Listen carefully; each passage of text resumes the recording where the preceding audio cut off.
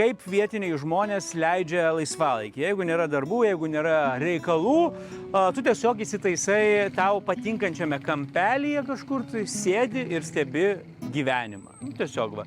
Tai kadangi nėra kažkokių tai suoliukų, nėra kažkokių normalių baldų, šitas žmogus štai pasidarė savo tokį pasėdėjimą iš senų padangų. Ir tai yra labai dažnas reikalas, tiesiog, kad būtų kažkur atsiremti, ant kažko minkščiau padėti užpakalį, pasideda padangas ir tokiu būdu savo ilsisi.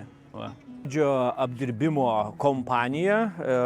Ir jūs matote, kaip ta kompanija atrodo realybėje. Du vyrukai išsirengė iki šortų, pasiėmė milžinišką tokį pjūklelį, bando štai pjauti didžiulį rastą, kad būtų patogiau.